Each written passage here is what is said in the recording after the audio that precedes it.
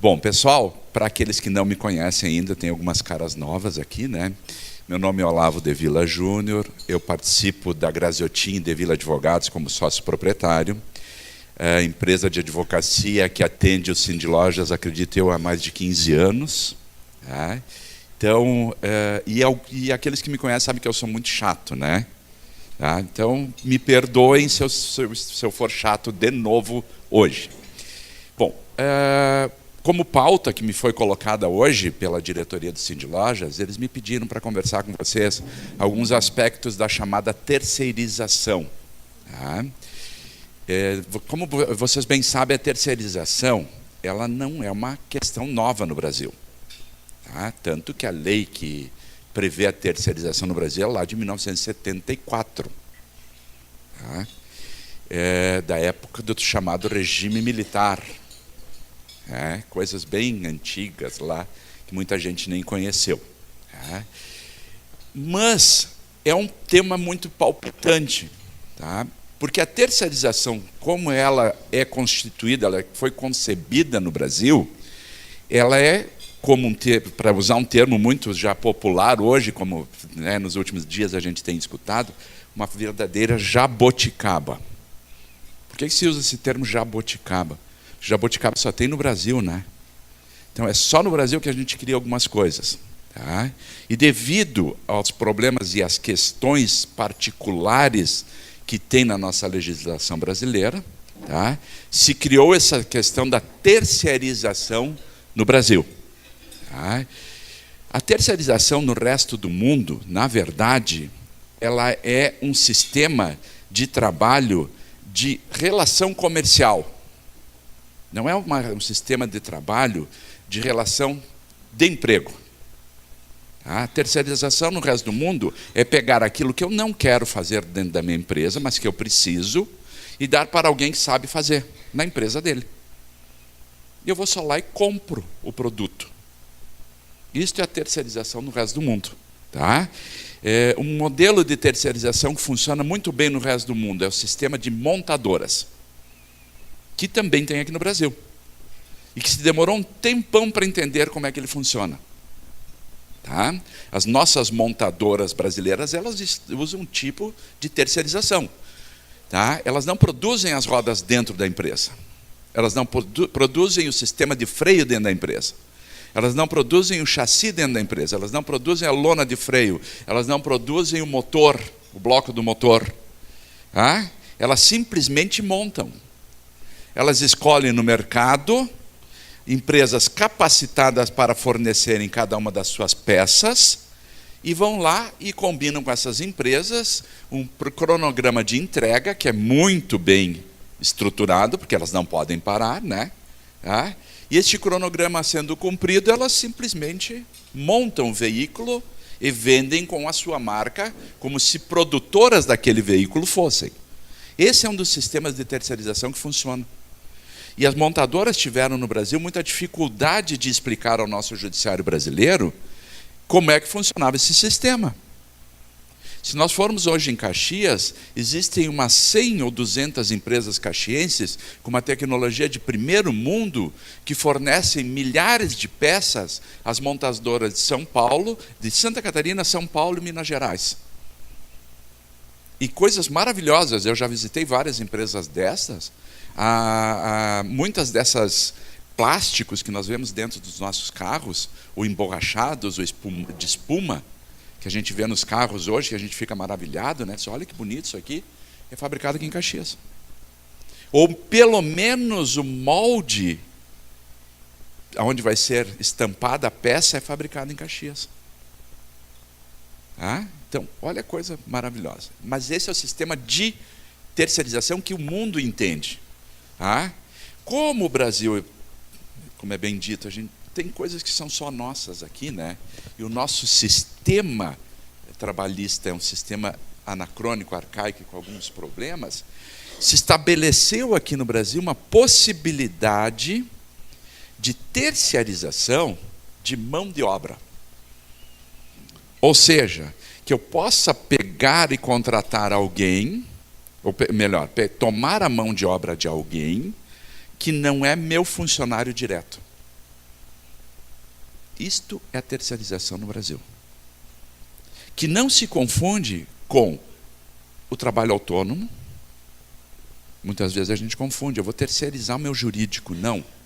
Você está contratando uma empresa de trabalho de prestação de serviços. Você está tendo uma relação comercial com uma outra empresa, como se eu fosse lá e comprasse produtos. Só que eu vou comprar serviço.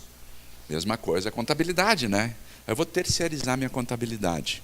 Vou demitir meus contadores e vou contratar terceirizado. Não, não é isto. Tá? Você está tirando de dentro da sua empresa um serviço que pode ser contratado de uma outra empresa. É uma terceirização efetiva, como o resto do mundo entende, tá? Mas não é a terceirização como nós entendemos aqui dentro do Brasil. Tá? Isso é o chamado trabalho autônomo. Tá? Também não é o que se chama hoje de pejotização. Tá? A pejotização, que às vezes eu não consigo dizer esse termo, né? Pejotização. O que é isso? É a pessoa se tornar PJ, né? Pessoa jurídica. Pessoa física se tornar pessoa jurídica. Não, não se torna. Ninguém perde a personalidade de pessoa física passando para pessoa jurídica. Você cria uma empresa que vai prestar serviço. E que também, em algumas situações no Brasil, por tudo isto que acontece nesse país, hoje nós temos dentro de empresas gerentes que são pessoas contratadas CLTistas, e gerentes que são pessoas contratadas jurídicas, trabalhando no mesmo local. Tá? O que isso vai dar no futuro? Um passivo trabalhista enorme. Tá? Mas não é isso que nós vamos discutir hoje. É só para vocês entenderem que uma coisa não tem nada a ver com a outra. Tá? O que é a terceirização? Então, a terceirização é isso que eu coloquei para vocês. É a possibilidade da empresa buscar a mão de obra de uma pessoa física e a pessoa não ser sua funcionária direta. Tá? Como é que é permitido isso no Brasil? Bom, como eu disse para vocês, existe uma leizinha 6.019 de 74. Esta lei regulamenta duas situações no Brasil: trabalho temporário e a terceirização. O serviço de trabalho temporário e a terceirização. Que o trabalho temporário não deixa de ser uma forma de terceirização também. Só que ele tem outros aspectos que poderiam ser examinados, tá? E aí nós podemos examinar numa outra oportunidade, tá? Mas é nessa leizinha que vocês vão encontrar a questão da terceirização. E como eu disse para vocês, não é uma lei nova. Tá? Ela não surgiu hoje. Até porque as nossas leis hoje, para vocês terem uma ideia como o Brasil fabrica lei, hoje nós estamos na lei 13.000. Tá? Então, de 74 até hoje, nós fizemos dobramos o arcabouço jurídico brasileiro. Federal, sem contar o estadual e o municipal. Tá? Então, vocês viram como o Brasil fabrica lei. Ah, o Congresso não trabalha. Trabalha, fabrica lei, que é uma loucura. E às vezes tem lei que tu nem entende por que existe, e tem coisas no meio de leis que a gente não sabe por que estão lá, mas ele trabalha. Muito bem. Vamos voltar ao tema, né, porque eu não vim criticar o Brasil hoje aqui.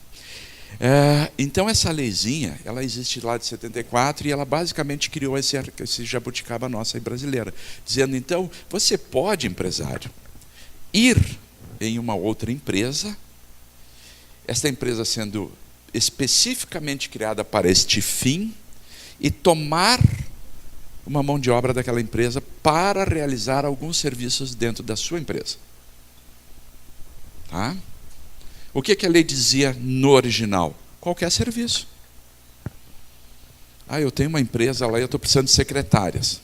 Pode ir lá e contratar numa empresa que forneça mão de obras de secretárias especializadas, de forma terceirizada e que esteja regulamentada, devidamente registrada, e contratar secretárias.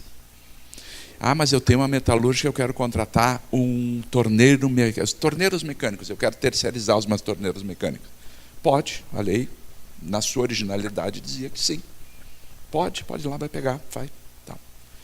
Aí, nós temos uma outra situação no Brasil, que se chama Justiça do Trabalho. Tá? Vocês sabem que a Justiça do Trabalho é um ramo da Justiça federal, que foi criada e só existe no Brasil. Tá? E a Justiça do Trabalho se arvorou numa coisa que eles dizem que é o poder normativo da Justiça do Trabalho. O que é o poder normativo da Justiça do Trabalho? Quem é que cria normas na democracia? É o poder legislativo, né? O judiciário faz o quê? Aplica. Faz a aplicação dessas normas, né? Ou melhor, ele faz o controle da incidência dessas normas na sociedade. Não está sendo aplicada, há um conflito entre interesses dos cidadãos, ele vai dizer quem é que está com a razão. Tá? Então, aplica e controla. Tá? Muito bem. O que a Justiça do Trabalho, durante muito tempo, disse que era possível ela fazer? Ela também poderia normatizar algumas relações de trabalho. Ela poderia, na ausência, na falta de uma legislação específica, interpretar o que existia no arcabouço jurídico e, eventualmente, criar um direito. Tá? Então, durante muitos anos, isso aconteceu. Hoje, a Justiça do Trabalho está sendo obrigada a se retrair neste sentido. Na verdade, desde uma emenda constitucional, que é chamada Emenda Constitucional 45, que limitou essa possibilidade só aos casos dos julgamentos dos dissídios coletivos. Tá? Então, ela foi obrigada a retrair. Mas nós temos hoje, assim, eu poderia passar o dia inteiro dizendo para vocês e comentando súmulas do TST que criaram normas. Tá? E uma das súmulas do TST que criou uma norma foi uma que disse e dizia e valia até pouco tempo atrás, até novembro de 2017, que dizia, tudo bem, pode terceirizar no Brasil sem problemas. Tá? Mas essa terceirização diz respeito só à atividade meio da empresa e nunca à atividade fim. Tá? Levanta a mão quem consegue me dizer o que é atividade meio e o que é atividade fim da empresa. Eu não sei. Nem eles sabem. E o STF disse agora há poucos dias que também eles não tinham entendido o que era. Só que o STF levou 30 anos para dizer isso. 74 até hoje. Quanto tempo ele levou para dizer isso? Muito obrigado. Tem justificativa? Ele levou todo esse tempo. Quando surgiu uma lei nova, aí o STF faz um julgamento e diz, não existe atividade meio e fim. Você pode terceirizar qualquer coisa dentro da empresa. Só que durante vários anos, o que aconteceu? O TST criou uma legislação própria que dizia que existia atividade meio e atividade fim. E, inclusive, ele deu exemplos, que não se extinguiam, não eram extintivos, não eram exemplo de qualidade, mas era um exemplo, era só exemplo, né, de que, por exemplo, as atividades meio que poderiam ser terceirizadas era a limpeza e a segurança, que é o que mais se terceiriza até hoje, né? A gente busca as empresas de segurança e de limpeza, que são as terceirizações que o TST sempre diz, isso aí é legal. Como se uma empresa pudesse sobreviver sem limpeza e sem segurança. Tem como? Qualquer empresa, vamos pegar uma empresa mais simples possível do mundo, ela sobrevive na sujeira? Então tem que ter alguém que limpe. Então é uma das atividades fins dela também. Aí eles diziam, mas a atividade fim é aquilo que cumpre o objeto social da empresa. Bom, se eu sou uma metalúrgica, então secretária não é atividade fim. Ou é? Mas eles diziam que sim. Porque sem a secretária tu não sobrevive. Sem a limpeza também não. Então era uma confusão tamanha, tão grande, tão idiota, e nós tínhamos sentenças e sentenças e sentenças e decisões e súmula do TST dizendo isso. Tá? Aí o que aconteceu? Nós temos a nossa evolução legislativa, a nossa evolução política, a nossa evolução social do Brasil, né? E nós chegamos ao ano de 2017, em novembro de 2017, tá? Com toda a convulsão política social que se vive e vivia à época e vive hoje no Brasil, e se tenta modernizar a legislação trabalhista. Nós discutimos em parte já essa legislação aqui, né? Tá? E se tenta modernizar. Se deu alguns passos adiante, alguma coisa ficou estagnada, mas foi um bom avanço dessa legislação, que foi a Lei 13.429, aquela que vocês conhecem como reforma trabalhista. Tá? Na verdade, foi só, não foi uma reforma. Quando vocês reformam, vocês modificam toda a cara de uma estrutura, né? Ela foi uma mexida que se fez numa legislação que já vinha sendo mexida há muito tempo e que, apesar de mexida, continua muito arcaica. Quer que ligue o ar? Acho que sim. Se puder ligar o ar. Aí, essa legislação, primeiro, ela tentou, de novo, definir no Brasil o que seria a terceirização. Sempre tendo em mente aquele nosso problema da amarra que nós temos, que nós puxamos como bola de presidiário norte-americano, tá? Que é uma amarra que se chama legislação trabalhista, e que é uma amarra que eu não digo que nem é uma bola, é um prego fincado no chão, porque nós temos uma Constituição da República do Brasil, que tem legislação trabalhista inserida nela como direito pétreo, que não pode ser mexido. Tá? Então, nós temos que fazer uma constituinte, na verdade, para desamarrar o Brasil, para depois conseguir que o Brasil ande. Tá? Mas, dentro daquilo que se pode fazer, o legislador está tentando emendar, está tentando tomar caminhos, está tentando achar soluções. E o que aconteceu? Então, a lei esta da reforma trabalhista mexeu naquela lei lá de 74, tá? E procurou definir limites claros para o que é a terceirização no Brasil. O que é essa tomada de mão de obra, tá? Sem que se eu tenha o contrato de emprego direto com ele. Tá? Então, os dois artigos que procuraram definir isto são os artigos 4A e 5A dessa legislação. Um define especificamente o que seria este contrato, e o outro define a empresa contratante, a empresa que toma este contrato. Tá? Então, o que acontece, pessoal?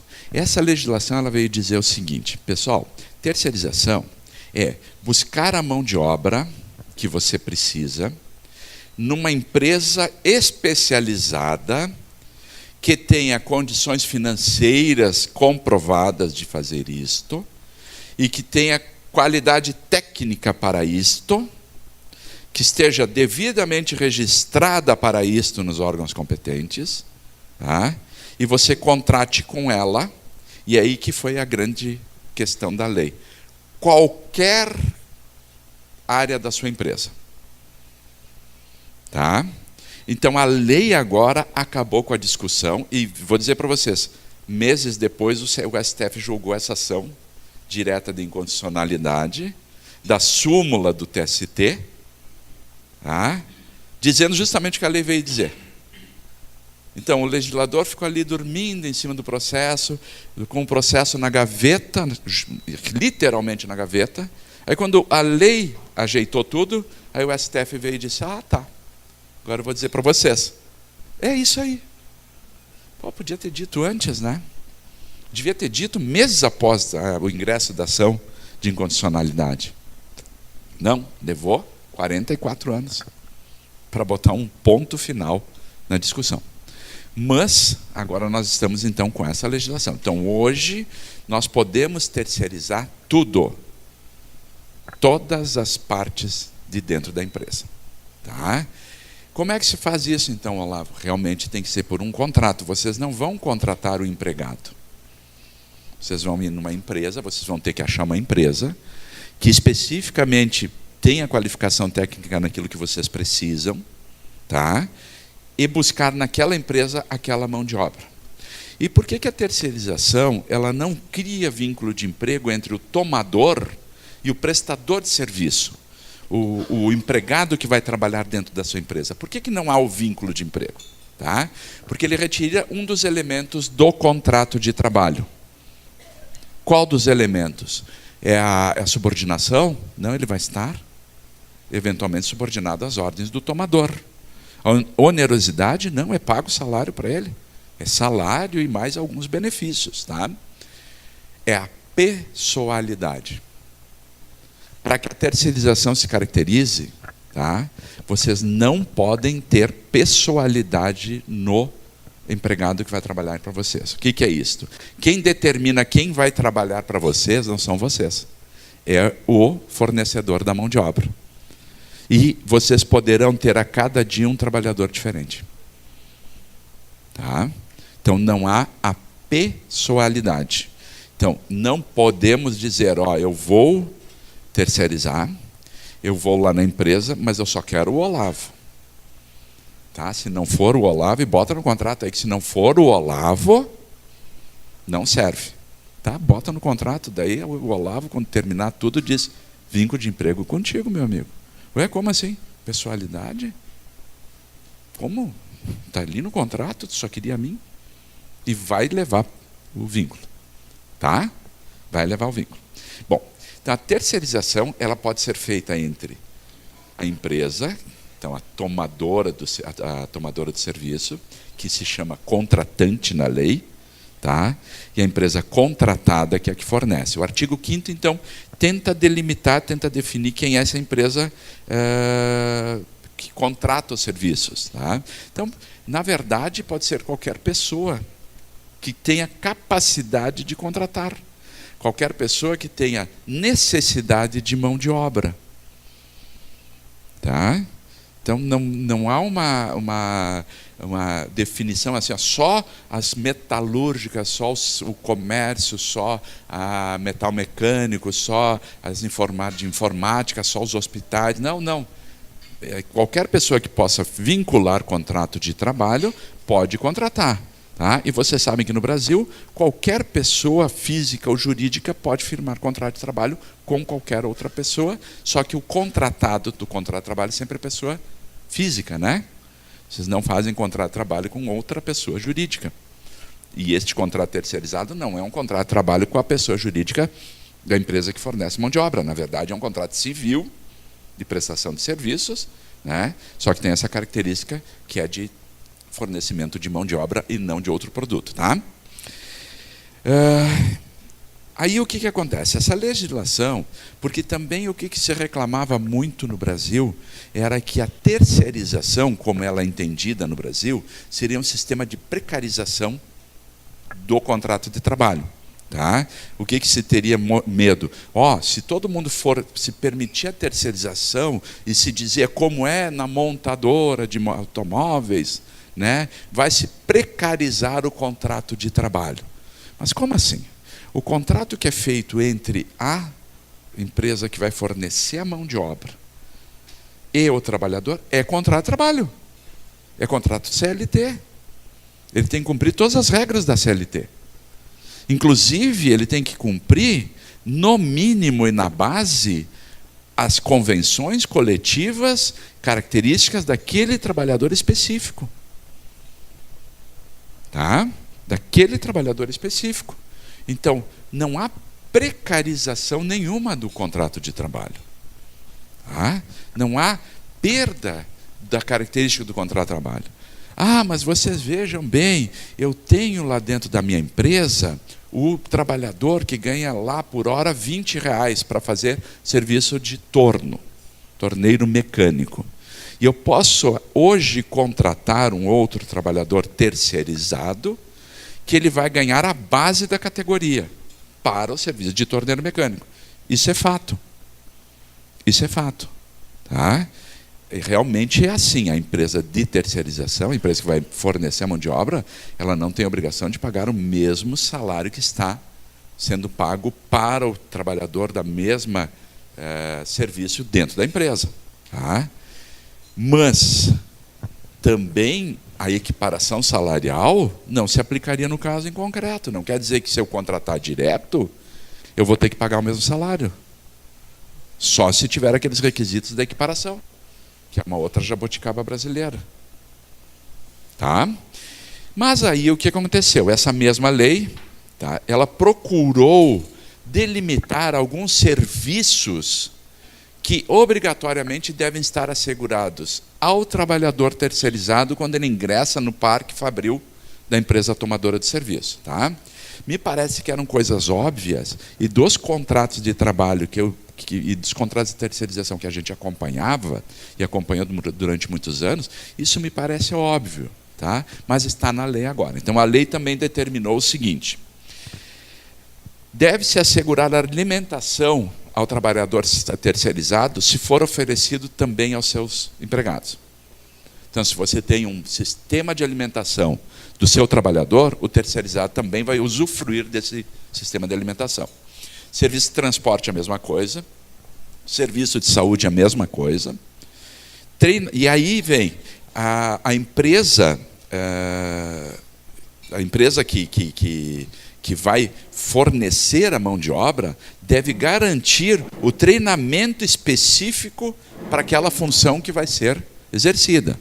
Então, é aquilo que nós falamos no começo: a empresa tem que ser qualificada e tem que garantir a qualificação do funcionário que vai ser oferecido. Se vai ser torneiro, operador de CNC, ele tem que ter curso de operador de CNC, tem que ter curso de torneiro mecânico, no Senai, né? Tá? Então, isto tem que ser garantido pela empresa que vai oferecer serviço. Ela tem que estar qualificada, ela tem que ser reconhecida pelo Estado como uma fornecedora de mão de obra qualificada daquele que vai ser contratado. Eu não posso simplesmente dizer: sou terceirizado de tudo. Eu tenho que ser muito bem qualificado para poder fornecer esse serviço. Tá? E, obviamente, a empresa que tomar o serviço tem que oferecer para o trabalhador terceirizado as mesmas condições de saúde e segurança do trabalho que ele fornece para os outros trabalhadores. Não quer dizer que ele, por ser terceirizado, eu vou botar num ambiente de trabalho todo sujo, todo sem condições de trabalho ou segurança, com as máquinas velhas. Eu tenho máquinas novas e boto o meu CLT lá, e o terceirizado eu boto lá na outra, lá que eram as máquinas velhas, aquelas que o Ministério do Trabalho, quando for lá olhar, interdita. Tá? Então não pode. São coisas óbvias, mas vieram para dentro da lei. Tá? E aí então a legislação procurou também tentar afastar a discussão, aquela que eu falei para vocês antes. Tá, mas se eu só forneço por terceirizado o básico da categoria, tá, não há uma precarização? Eu já entendo que não, mas tudo bem, não há uma precarização. Então, a lei permite que a tomadora de serviço diga para a empresa que vai fornecer os serviços: tudo bem, eu vou contratar os seus funcionários, tá? Mas você vai ter que pagar para eles um valor compatível com o que eu pago para os meus. Porque eu estou vendo que os teus funcionários têm a mesma qualificação técnica que os meus, a mesma experiência, o mesmo tempo de serviço, têm inclusive cursos de especialização melhores que os meus.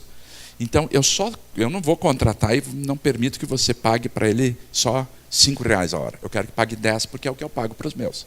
E isto pode ficar no contrato. Tá? Mas, por óbvio, é claro que isto vai ter uma repercussão financeira na empresa aqui embaixo. Ela vai ter que aceitar isto, tá? E provavelmente vai colocar isso no custo, né? Com certeza. Tá? Ou, se estabelecesse um caminho de concorrência entre empresas que fornecem mão de obras para nós, aqui para as empresas, tá? Essa concorrência poderia estabelecer essa questão de mercado, né? Eu vou na empresa A porque ela tem melhores funcionários e paga melhor, seus funcionários são mais qualificados, do que na B, que são de péssima qualidade. Tá? Se isto ocorrer de concorrência. Tá?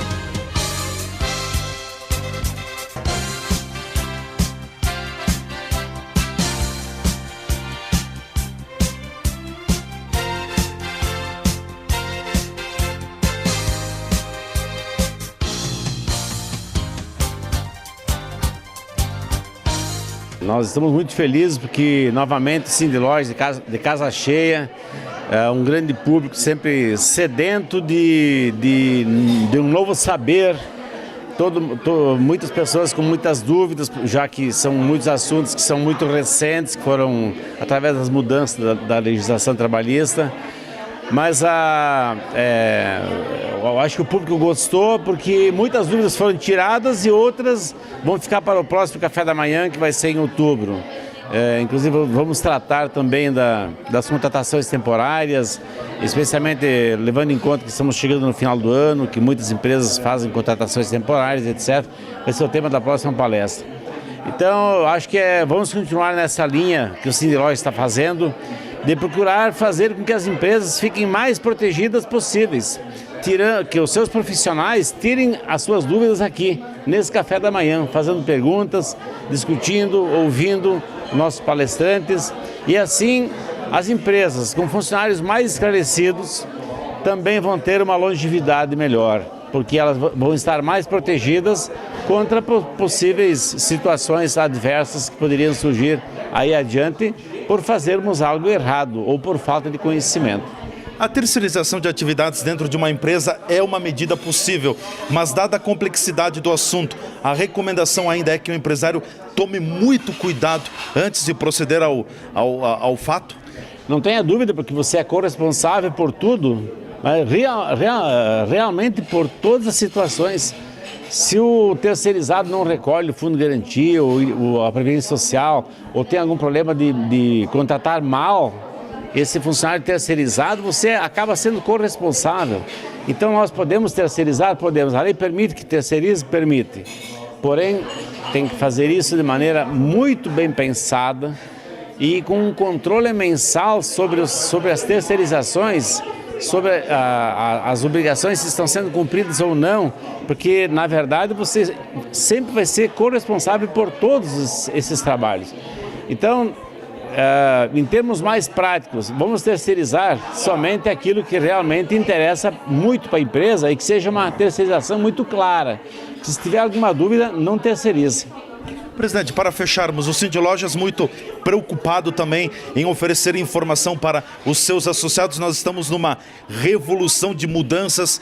Esse é o propósito do sindicato, do Cindy Lojas? Não há dúvida. Nós, além de fazermos um pouquinho de sindicalismo, né, temos que fazer muitas outras coisas para proteger o nosso empresário, para proteger o nosso lojista.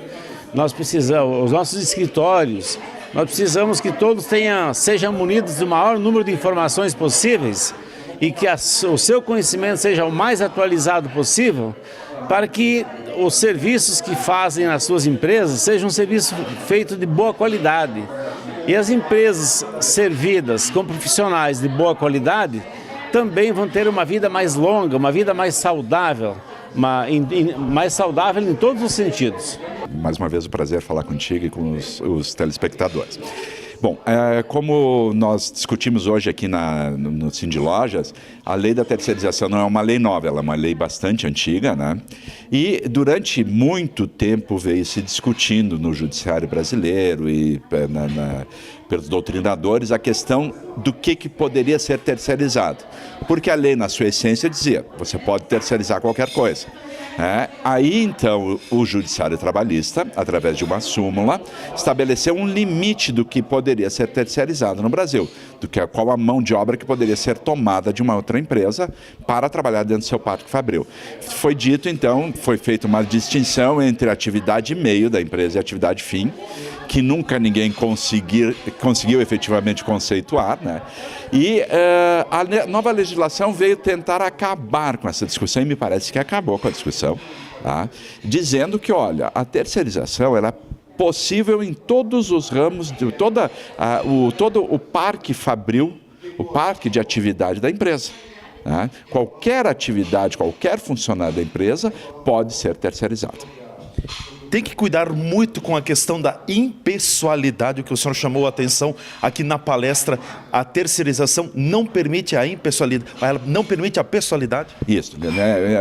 Na verdade, a terceirização, o contrato de terceirização, é um contrato, falamos em jabuticaba, né? Para fazer uma alusão a um termo que vem sendo utilizado politicamente aí, mas a terceirização, na verdade, ela tem todas as características da relação de trabalho, ou seja, a pessoa vem e trabalha dentro da empresa, dentro do Parque Fabril do tomador de serviço, presta serviço oneroso, com horário definido, com, inclusive, certa subordinação, né? Porque quem vai comandar o seu trabalho diretamente é aquele tomador de serviço. E o que afasta, então, aquela relação de CLT? Na verdade, é a pessoalidade, ou seja, o terceirizado pode ser qualquer pessoa e pode ser trocado todos os dias, conforme a fornecedora do serviço tiver condições de prestar, né? Então eu não posso ir lá na fornecedora de serviço e dizer, eu quero o Leandro especificamente que trabalhe para mim. Não, eu vou lá e quero um repórter que trabalhe para mim, que pode eventualmente ser o Leandro, pode ser o Olavo, pode ser o Paulo, pode ser o Pedro, quem aparecer, né? Então a pessoalidade foi por isso que eu disse que é um dos requisitos contra o trabalho que é afastado na terceirização. A partir do momento que tem a pessoalidade, cria-se vínculo empregatício? Com certeza, com certeza. Cria daí vínculo empregatício diretamente com o tomador.